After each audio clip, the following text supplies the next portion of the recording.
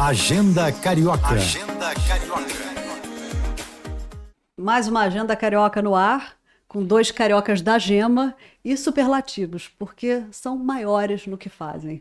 Um dos maiores nomes da arquitetura, um dos maiores fotógrafos do Brasil. Estou muito feliz de receber vocês aqui, saber que vocês estão tão amigos, então que esse papo vai ser realmente uma roda de conversa. Muito obrigada, Léo Aversa, Miguel Pinto Guimarães. Obrigado, Léo Aversa acabou de lançar um livro que a gente vai mostrar aqui algumas imagens, álbum compilando 30 anos de carreira e 35 anos de carreira. Todas as grandes estrelas quase passaram por suas lentes e como ele traduz som e imagem é fascinante. Além disso, vocês devem acompanhar, cronista do Jornal Globo, toda semana, às quartas-feiras. Às quartas-feiras. Às quartas-feiras.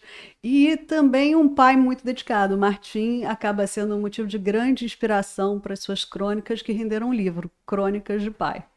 Foi lançado pela editora Intrínseca, né? E está à venda nas principais livrarias. A gente tem que fazer o merchan.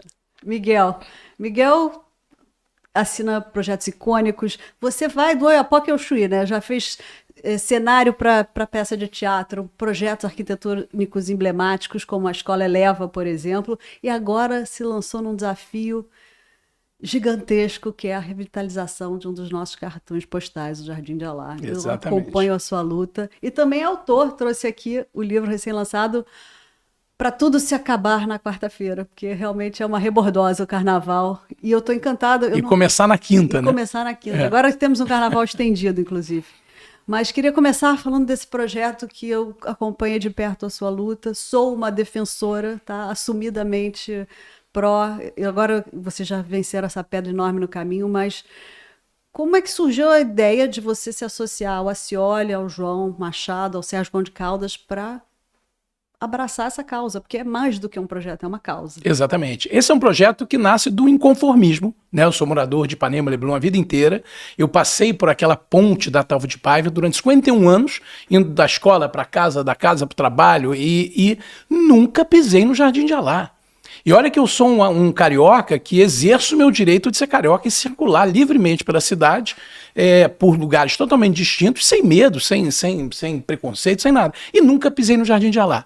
E esse inconformismo nos fez nos juntar, né? Foi até uma proposta, uma provocação da prefeitura, que chamou um grupo de pensadores da cidade para passear no Jardim de Alá e trouxe o seguinte desafio. Olha, isso pré-olímpico, esse projeto começou em 2015.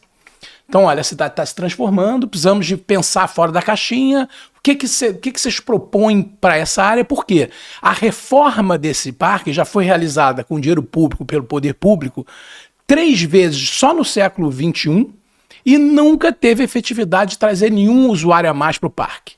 Então, esse é um projeto que não é um projeto de reforma, é um projeto de revitalização. De integração real. E de integração e revitalização, que é encher aquele parque de vida.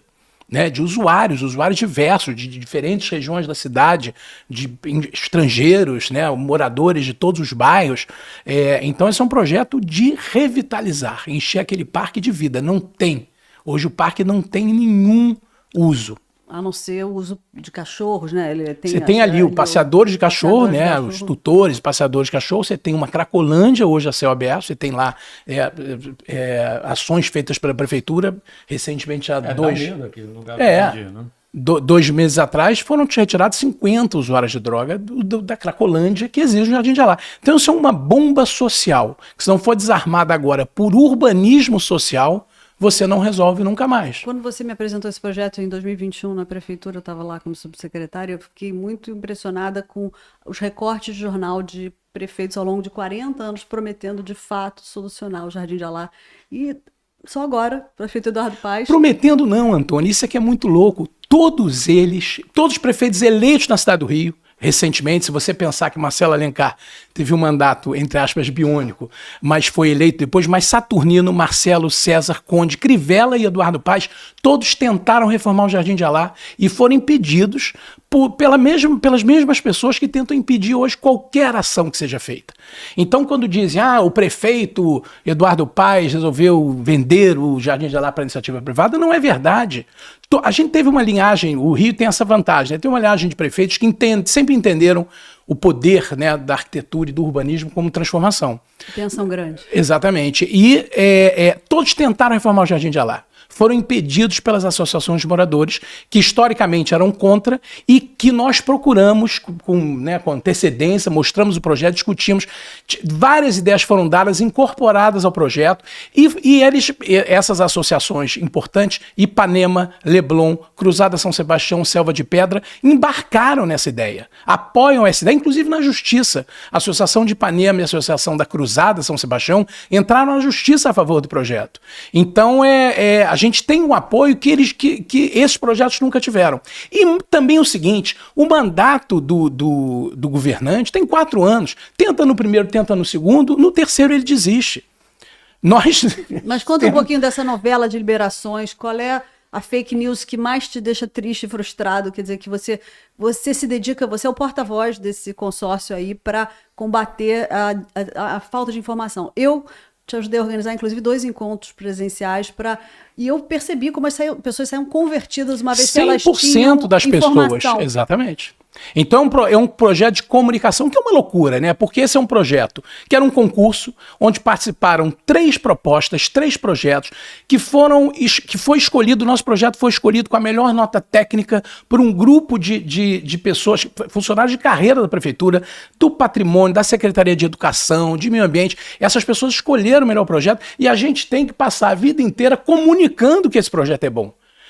Então a gente sofre muito de desinformação. Né? Então, a minha meta hoje é a comunicação desse projeto, é o que eu tenho feito, e eu vou te falar, você foi testemunha disso, 100% das pessoas que conhecem um projeto passam a torcer e apoiar essa ideia. A gente não vai ter tempo aqui para entrar muito a fundo no projeto, por isso eu até convido quem está nos assistindo a entrar no perfil no Instagram, que é Jardim de Alá. Qual é o Instagram onde você coloca? Parque.Jardim de Alá. Parque.Jardim de Alá, para conhecer mais a fundo. Mas dá uma pincelada assim sobre essa parte gastronômica, sobre o conceito arquitetônico que vocês buscaram para lá. O projeto é o seguinte, toda a praça, né, aquela área ali sofre de atratividade.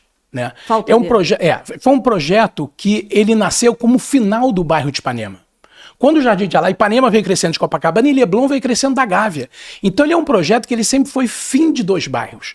E ele é um parque que tem uma função essencial de ligação de pedestres, de ciclistas e de automóveis entre 2 bairros. Tanto é que você atravessa de um bairro para o outro por uma calçada de 1 metro de largura em uma ponte. Não tem nenhuma mais passagem. O Shopping Leblon fez uma pesquisa que você me contou, né? Que o consumidor de Ipanema, ele não vai a pé, majoritariamente, ele não vai a pé, ele vai de carro.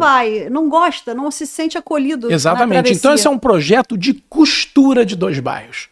Né? Se você for atravessar de bicicleta da Lagoa para a praia, você não vai pelo Jardim de Alá, você vai pelo Henrique Dumont, você vai pela Aníbal de Mendonça, porque você não cruza aquilo. Então é uma região que irradia negatividade. Né? É o que a gente chama de acupuntura urbana. Né? É o implante de um equipamento de qualidade que vai regenerar todo o tecido econômico e social do entorno. Isso a gente faz há 1 século, urbanistas fazem isso há 1 século. Uma das nossas inspirações, o próprio Highline, é exatamente isso. Era uma área abandonada, né, que com a iniciativa privada negociou com o poder público, fez aquela obra através da iniciativa privada e aquilo mudou o eixo econômico da cidade de Nova York. Né? O Upper East, que talvez fosse a região mais valorizada, hoje é o Chelsea. Então o Whitney Museum saiu do Upper East e foi para lá, Chicago, atraiu um equipamento daquele tamanho, daquela visibilidade. Então, e esse é um projeto que é capaz de revitalizar todo o entorno economicamente e socialmente. Agora, me fala um pouquinho da parte gastronômica. O que vocês estão pensando em termos de ocupação? Quer dizer, eu achei interessante você ter...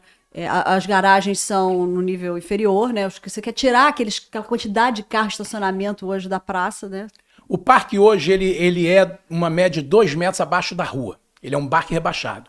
Então a ideia é você, em vez de você descer meio nível, você sobe meio nível pro Tem parque. um talude, né? E você usa a parte embaixo do parque para trazer todos os carros estacionados de superfície, ficam embaixo do parque e tem uma rua de lojinhas, restaurantes, de comércio que representam 8,5% da superfície do parque. Isso é um número. Quando você relativiza, é muito interessante, né? Porque a área de comércio do parque é 8,5%. É muito baixa a taxa de ocupação. Todas as áreas construídas, creches, ginásio, estacionamento e loja, é 15% da superfície. É uma taxa de ocupação muito baixa. Né? Então você não pode dizer, vamos concretar, vamos construir, não sei o que. Não, vamos fazer isso sim em 15% do parque. Porque a atividade mercantil faz parte da gênese de toda a praça. Toda a praça americana, da colonização espanhola e portuguesa, a praça, que é a gênese da cidade, nasce a partir de um edifício administrativo, de uma igreja e de um mercado. O mercado faz parte da gênese de toda a praça americana. A Praça Nossa Senhora da Paz é ativa, não tem comércio dentro, não tem restaurante dentro, mas tem em volta. Você tem restaurantes, lojas, Fórum de Ipanema, você tem em volta. Então, isso é importante. Feiras, toda atividade mercantil é importante sim para a vitalidade. Bom, muito sucesso esse projeto, que eu sou fã de carteirinha, e que essas obras tenham agora uma continuidade mais acelerada, né? Que vocês consigam, já estão a pleno vapor. Agora fala um pouquinho do livro, assim, dessa inspiração do carnaval. O livro é uma paixão, né, Antônia? Graças a Deus a gente tem um carnaval a todo ano para esquecer tudo isso, todas essas confusões, e seguir a partir da quinta-feira. Mas é uma paixão de criança, enfim. Esse é um livro de arte, né? Eu acho que a arte do carnaval é a arte mais importante que se faz nesse país. Ela não é considerada uma arte, né, a academia sempre teve preconceito, né? Talvez esse lugar hermético das artes plásticas sempre teve um certo preconceito, mas essas artes se tangenciam muitas vezes ao longo da história. Hélio Oiticica, Beatriz Milhazes, Fernando Pinto são nomes que fizeram essa arte interagir. Quero mostrar que, além de ser um livro iconograficamente lindo, ele traz muita informação, muito conteúdo. É uma obra de referência. É uma obra coletiva de amigos apaixonados, né? Os textos são... A ideia é minha e da Luísa Duarte, que é uma crítica de arte, e a gente trouxe amigos apaixonados, o Simas, Flávio Oliveira, a Aida, Marcelo Mello, Helena Teodoro, enfim, tem uma turma grande de pesquisadores, muitos deles jurados do Estandarte de Ouro, mas é uma obra coletiva. A ideia é colocar essa arte, né, no lugar que lhe é devida, da melhor arte que se faz nesse país. Você conseguiu ser imparcial ou tem a sua escola do coração aqui em destaque? O carnaval, a gente não tem esse problema, a gente torce para quem merece, né? E eu tenho 2 escolas de coração, que é Portela e Beija-Flor. Mas aquela escola que você fez quando era criança... Tá aí, tem aí. Maravilhoso, ele fez um desfile. Eu fazia todo ano, Léo. Quando era criança, ele projetou. Todo ano, dos meus 10 aos 15 anos, eu fazia uma escola. Tem aí muitos desenhos. Eu fazia uma escola de samba inteira, inventava enredos, desenvolvia os enredos todos, dava entrevista para mim mesmo, encartava na revista da Manchete, na Fatos e Fotos, na revista de domingo do JB. Que espetáculo. Bom, tem muitos dos desenhos aí. Estou sentindo que daí nasce um embrião para um projeto. Eu acho que a minha aposentadoria vai ser fazer carnaval. Já eu Mas o arquiteto e o carnavalesco têm muito em comum, né? Total. Eu brinco, né, que a nossa... são pessoas criativas. Eu acho que todas as artes... Criar uma obra que impressiona, né? Todas as artes têm mesma importância. A diferença é o tempo metabólico. A arquitetura vai virar ruína em 100 anos e o carnaval vai desaparecer em 70 minutos. Essa é a diferença. Mas a arte é tão importante uma quanto a outra. Agora vamos voltar para o Léo aqui para falar um pouco dessa... Eu vi que você foi bem diplomático, colocou o livro em ordem alfabética, né, para não gerar assim, o que difícil, porque tem... Isso ia gerar, assim, se eu começasse a dividir os artistas por gênero, por, sei lá, por tempo e tal, ia ser um livro não ia sair nunca, né, porque é muito difícil. Então, eu falei, bom, vamos colocar os 100 retratos em ordem alfabética, pronto, né, assim, não tem... nenhuma, assim, é prático e também não ofende nenhuma vaidade, né? Eu vi que o prefácio tem a assinatura da Marisa Monte, que foi sua amiga de escola. Quem dava cola para quem? Então, a gente não era assim, a gente estava na mesma turma, né? Mas éramos assim de grupos diferentes. Eu era assim da galera mais nerd, né? Dos 3 ou 4 nerds da turma, e ela da parte mais artística, né? Então Eu queria ler uma coisa muito bonita que ela escreveu sobre você. Ela fala que você não só é um fotógrafo sensível, mas é um espelho generoso. Né? Isso é bonito, né? Não, como as pessoas conseguem a fidelidade com que você retrata seus... Eu só tenho fotos de Léo Aversa, por exemplo. O Miguel mas um modelo privilégio. assim. Quando eu crescer, eu quero ser igual a você. E também diz que cada fotografia é uma janela para a alma de músicos que nos tocaram e nos influenciaram com as suas obras. Né? Esse registro, eu viajei saboreando o livro e, enfim, queria até botar algumas imagens aqui que me marcaram, como a do Tom Jobim. Bom, aqui temos Arlindão. Arlindão. Lindo. Essa foi uma foto tão caótica, né? Porque Mercadão de Madureira, né? E quando ele chegou, pô, ele era né? Assim, Arlindo quando chegava em qualquer lugar era um acontecimento. O Mercadão que ele adorava. Nossa, juntou, assim, devia ter uns 200 pessoas. Para você se infiltrar ali e conseguir fazer Nossa, esse foi clique. um caos, né? Foi o caos, né? E tentando organizar, não, mais para cá, mas imagina, assim. Mas às vezes nesse caos você consegue algo que você jamais faria. Bom, esse planejando. registro dele na Cobal foi o último, né? Foi o último. Nesse dia ele viajou para Nova York e, enfim, veio a falecer uma semana depois. Foi É inacreditável que você olha para ele, parece tão bem, tão... A gente nunca a vida é um sabe, sopro, né? A gente é um sopro. Essa foto me trouxe essa consciência, é um sopro. Você tá aqui, amanhã você não tá. Ontem você tá, e no dia seguinte você não tá. Você não tem como O saber. imponderável da vida. Tem uma que eu queria mostrar. Bom, essa Ana da Carolina, espetáculo. Como é que você fez essa foto? Para essa roupa fluir dessa forma? Que a loucura. gente foi um aprendizado, assim, na hora, né? Você está se especializando em fotos aquáticas também. Pois é. Essa foto foi incrível, porque a gente planejou, não, um vestido vermelho vai ficar ótimo. O vestido afunda, né? Assim, parte afunda e parte flutua, né? Então não ficava bom. Então, não, mas se a gente enrolar um pano vermelho do mesmo cor... Nem tudo é o vestido, agora que eu entendi. E a gente colocou assim, aí o pano flutuava. Não, mas tem que botar uns pezinhos, né, de pesca. Isso foram a gente isso é uma engenharia. 7 horas numa piscina. E ela conseguiu sair bela e fresca, Nossa, né? Ela já está exausta. E a bolha se comportou, né? A bolha foi... A bolha foi parar no lugar certo. O que mais? Parar... Tem uma foto que eu adorei do Wagner Tiso na praia, com um piano na areia. Também deve ter sido outro desafio, colocar você sabe que piano na areia. Foi complicado, mas menos do que eu imaginava, porque o piano... Os caras tinham uma técnica. Embaixo desse piano tem uma... Ele já tinha uma base? Tinha uma base de madeira, né, que a gente cobriu com areia, e o piano divide em três partes, né? Então ele chega desmontado, monta ali, é um piano de verdade. A pré-produção da foto dá muito mais trabalho do que a foto em caras, si. Assim, eu fiquei espantado, mas como é que vocês conseguem? Outra história muito divertida que eu li no livro foi do Jardim Macalé, que chegou com... Conta você, com bigode. Bigode, né? Assim, a primeira vez que eu fui fotografar o Jardim Macalé era de meu amigo, assim, mas... Aí ele, de repente, enfim, ele morava ali na Maria Angélica, perto de casa. E aí ele pegou a carteira e tirou um bigode, colocou um bigode. Aí eu falei, Jardim, o que é isso? Você anda com um bigode na carteira? Ele falou, você nunca sabe quando vai ser necessário.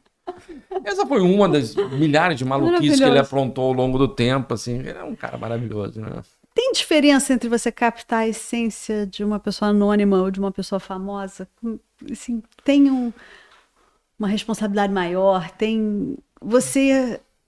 Não, acho que, assim, o retrato ele é um retrato de uma pessoa, é uma imagem negociada, né, assim, entre duas pessoas, não deixa de ser um autorretrato também.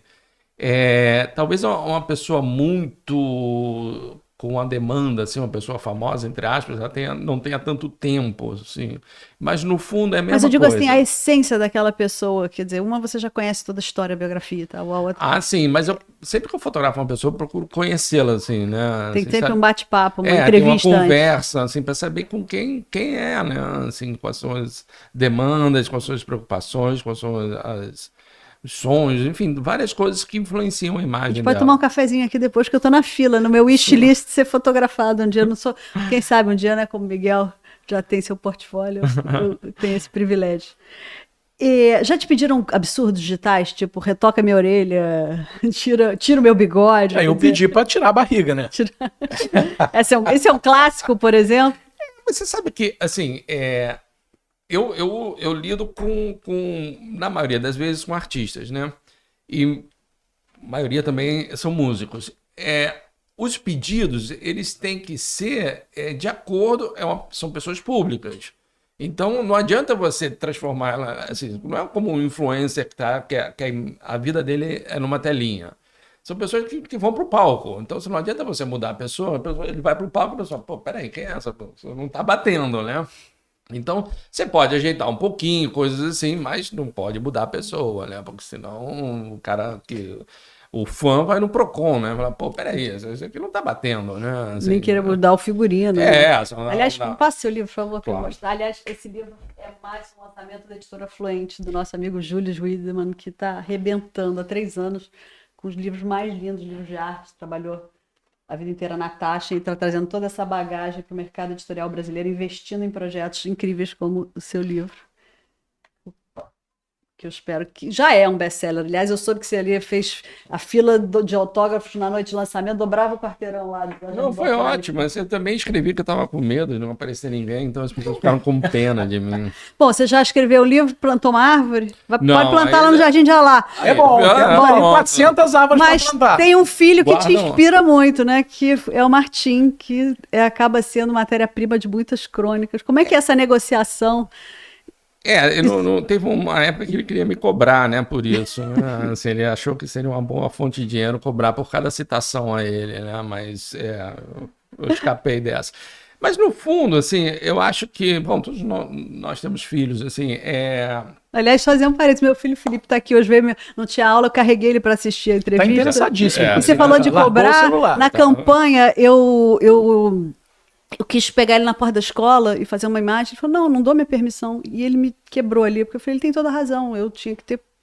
Aí eu tive essa sacada na hora e falei assim, olha, eu preciso de uma criança, não necessariamente precisa ser meu filho, eu posso contratar alguém aqui. Você está disposto a trabalhar como ator, profissional, remunerado? Foi uma vez, né? Toda semana eu ia à falência. Você pede nota fiscal, né? Normalmente. É na hora da nota fiscal que eles ficam... Que eles eles preferem trocar por Roblox. Mas eu acho assim que de todas as coisas que a gente faz, sei lá, fotografia, escrita, enfim, todas as coisas, ser pai é a melhor coisa, é o melhor que tem, assim, é a coisa que eu me vejo no futuro, que justifica a nossa existência? Que justifica a existência, assim, os projetos são ótimos, eu não sei se vocês dividem essa opinião comigo, mas assim, de tudo que a gente faz um montão de coisas, ser pai, ser mãe é disparado a coisa mais intensa que tem, né? E um amor incondicional. O que te define é a paternidade, assim, não é a foto, não é o que eu escrevi, então, é a paternidade, assim, ser pai do Martim, para isso eu vi o mundo, né? E o livro? O livro foi um compilado dessas crônicas? Então, assim, em determinado ponto eu vi que várias crônicas eram referentes ao Martim, né? E aí eu falei, eu tenho, assim, porque ele era uma criança absolutamente normal, classe média, na Zona Sul e tal. E, enfim, essas aventuras deles eram coisas de apartamento, né? Coisas que muita gente se identificava. Eu falei, eu posso juntar todas elas e criar um livro de paternidade, de infância, né? Porque passa voando, né? Isso é outra coisa que é incrível, passa voando, né? Você pensa assim, caramba, meu filho tem 1 ano, meu Deus, como é que... Não, passa voando, daqui a pouco ele já tem 18, sei lá. Então, eu queria guardar esse momento, e guardar para ele, né, também. Eu pensava, a gente tem uma infância que, a maioria de nós, assim, se não tiver nenhum sacrifício, mas é uma infância feliz. Quando você sai pela vida, assim, chega num momento, assim, que as coisas ficam difíceis e você guarda essas memórias, assim, como um lugar de conforto. Eu queria guardar para ele. Que ele dê muito valor a isso no futuro. Eu queria que o Martim, eu escrevi isso, né? Eu quero para o Martim de amanhã, não esquecer o Martim de ontem, né? Assim, para ele guardar aquilo, um dia você foi muito feliz. Se por algum momento não for, mas um dia você foi, vai voltar. E é muito legal quando você faz essa referência ao seu pai também, muitas das crônicas. Porque o meu pai teve Alzheimer, enfim, perdeu a memória, e aí eu tinha essa coisa, é importante manter a memória, né? O livro tinha a questão da memória, porque eu estava atravessando esse momento difícil e tal, tem que guardar, né? E essa foi a intenção. Que beleza. Miguel, te peço licença para citar a Manu aqui. A gente falou da paternidade e me emocionou, assim, porque eu lembrei da perda tão dolorosa que você sentiu, mas da beleza que é você ter transformado isso no Instituto, de você doar parte, desculpa, até me emocionei mesmo, assim, de você saber que dos projetos dele, uma parte dessa receita sempre vai para o Instituto. Não só minha, mas é um grupo de arquitetos, os principais arquitetos do país, que se juntaram a partir do Instituto Manu para formação em graduação e pós-graduação de alunos de comunidade em arquitetura e urbanismo com foco em urbanismo social. Então é muito potente mesmo. E agora é muito memória, né? Eu acho que o meu papel hoje é manter a memória dela viva. Enquanto a memória existir, eu acho que ela está viva, né? Na cabeça, né? O Léo, por exemplo, fotografou a Manu pequenininha fazendo wakeboard na lagoa. Isso. Então fez, né? Acho que fazer várias coisas, mas eu acho que a minha função é manter a memória dela viva. Então, ontem eu tive uma reunião, por exemplo... Você faz posts muito bonitos, você traz, resgata... Né? Exatamente. Eu tive uma reunião com um profissional, com um amigo dela. Então, isso para mim é muito legal, sabe? Eu tive uma reunião de projeto onde meu cliente... incorporador era um cara que era amigo da Manu, então isso para mim é muito bacana. Mês passado fez 10 anos que eu perdi meu pai, eu falo muito que ele é eterno no meu coração. Esse livro é muito para Manu, ela era a minha companheira de carnaval, né? Ela morreu com câncer, né? Os últimos 3 anos da vida dela, ela lutava, né? Negociava com os médicos para estar presente no carnaval de Fernando Pena Beija-Flor. As cinzas dela estão na Sapucaí. E ela vai estar no Jardim de Alali. Vai, com certeza. Na árvore que o Léo vai plantar. O que eu gostaria de perguntar para o outro? Vou passar o bastão aqui. Vou deixar que, já que vocês são tão íntimos. Eu acho que o Miguel, assim, ele tem ele é o cara mais carioca que eu conheço, né? Assim, e aí fica essa história. Você se vê como daqui a, sei lá, 20, 30 anos? Você se vê no carnaval, você se vê na arquitetura? Onde você se imagina? Eu gostaria de dar aula de arquitetura. E sinceramente, eu adoraria fazer uma escola de samba. Eu acho que é o que falta... No seu currículo. É o que falta no meu currículo. Porque a paixão realmente é muito grande. Eu acho que a gente tem muito para contribuir. Mas você pensa em tirar ela do zero... Ou não, pegar... fazer o carnaval, na verdade, como carnavalesco. Como carnavalesco. Um carnaval, exato. Nós temos uma escola de samba, né? Mocidade Independente de Paulo e Miguel. Com samba de Roberta Sá. Aliás, você comemora seus aniversários na Sapucaí, né? Você... Não, adoraria. O meu aniversário é em agosto, mas eu comemoro tudo na Sapucaí. Inclusive, meu enterro já está programadíssimo para Sapucaí. É um cortejo atravessando, parando o caixão na... Paula fica louca quando eu falo isso, mas já tem lá uma carta de intenções, né? Ordens expressas. Caixão na Praça da Apoteose. Mas essa ideia do samba, de fazer um enredo, falta pouco, né? Falta pouco. Eu já fiz alguns, mas falta pouco. Ano passado eu fiz um samba. Então... Vamos fazer um bolão aqui de quanto tempo vai levar para esse projeto sair? Agora eu só posso focar no Jardim de Alá. Uma vez passado o episódio de Jardim de Alá, agora vai ser um enredo, né? Exatamente. E você, Miguel, o que você quer perguntar para o Léo? O Léo, eu só tenho a elogiar. O Léo é um profissional incrível. Primeiro, o que ele escreve é sempre emocionante. Né? Eu adoro, acompanho, comento muito, né? Várias vezes eu mando uma mensagem para ele, 8 horas da manhã. Aliás, então vou perguntar eu, citando Tom Jobim, a musa inspiradora é o prazo? Cara, a fotografia é muito rápida, né? Então... No caso, eu estava perguntando das crônicas, que essa obrigação de entregar, de parir um texto. Sim, parir um texto toda semana, né? Que vai atrair a atenção de milhares de leitores. Hoje eu tô com meia coluna pronta e eu tenho que entregar até as 6 da tarde. Assim. Então, assim, você fica ali catando ideias, né? Assim, anotando pedaços de fragmentos que um dia podem vir a ser, né? Você não tem nenhuma pronta já? Não, eu não tenho Nunca nada conseguiu pronto. fazer uma gaveta. Não tenho gaveta, assim, cara, isso é inacreditável. Agora, tem uma máxima de que quanto mais individual, mais universal, quer dizer, são as pequenas situações do cotidiano de todos crônica, nós né? que... A crônica é isso, o texto. Que vão as famílias vão se identificar porque é bem individual mesmo.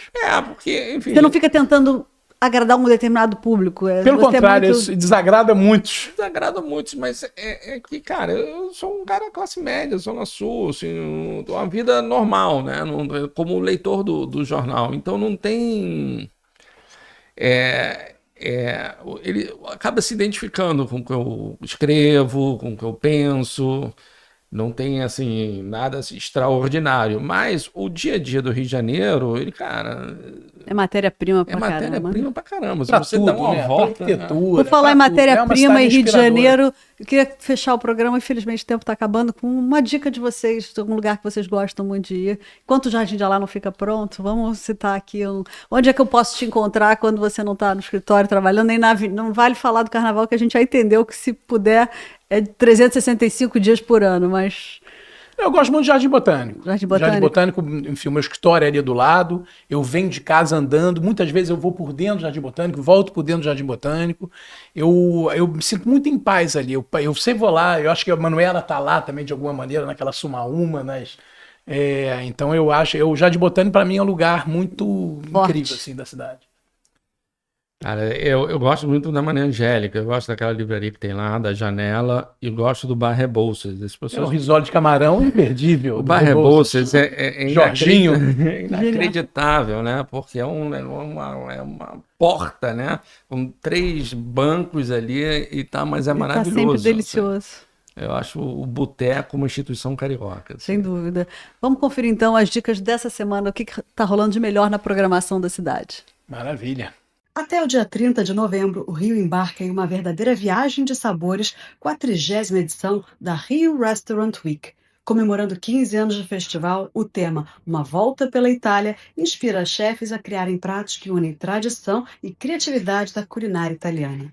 Na sexta, o festival Gastronomia Preta toma conta do CCBB e transforma o espaço em um grande palco de música, cultura e sabores afro-brasileiros. Até domingo tem feira gastronômica, rodas de conversa, apresentações culinárias e shows de Olodum, Tereza Cristina, Arlindinho e Grupo Arruda. Tudo com entrada gratuita. Também na sexta, o Teatro Riachuelo recebe a estreia da peça O Que Só Sabemos Juntos, com Denise Fraga e Tony Ramos dividindo o palco pela primeira vez. Um espetáculo leve e emocionante sobre empatia, memórias e as conexões que só fazem sentido quando vividas em conjunto.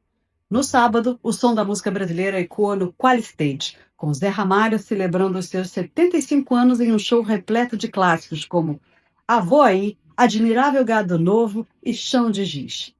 E para quem quer dançar até o amanhecer, a dica é a festa Modinha, edição especial de 15 anos na ilha Itaiangá. Sucesso entre o público 35+, o evento terá 3 pistas e mais de 10 horas de música. Além de boa música, a festa conta com spa dos pés, quick massage, área de jogos e uma vista incrível para a Lagoa da Tijuca. Antes de encerrar aqui, eu vou pegar meus autógrafos e recomendar que todos adquiram seus exemplares, né? Editora Capivara, Editora Fluente, à venda nas principais livrarias. E acompanhem e torçam para esse projeto seguir sem outros entraves pelo caminho, para que a gente possa ter logo o Jardim de Alá revitalizado. Começo de 2027, Antônio. Esse é o target? É isso aí. Isso vai ser maravilhoso. Assim. Mais uma vez eu parabenizo o Miguel, porque esse projeto é fantástico. É um legado para a cidade, literalmente. É um legado para a cidade. Uma vez eu li o Medina dizendo que o Rio de Janeiro de hoje não põe um Cristo Redentor no topo de uma montanha e não constrói um jardim, um aterro do Flamengo. O Miguel vai lá e prova que é possível pensar gigante. E o nosso prefeito Eduardo Paes também chancelando e apoiando de todas as formas. Mas isso é uma força-tarefa, né? Governo do Estado, cruzada. Sociedade civil, imprensa toda apoiando. Parabéns porque acho que é um esforço hercúleo que você está fazendo e talvez se você tivesse noção de todas essas batalhas, você talvez não tivesse tido a coragem De que você maneira teve. nenhuma. A coragem eu teria, mas teria o saco. O saco. Isso, nossa. Então a gente está aqui como líder de torcida para não deixar essa peteca cair. Obrigada pela presença de vocês. Obrigado. Aqui fica mais um programa da Agenda Carioca no YouTube da JBFM. Semana que vem tem mais.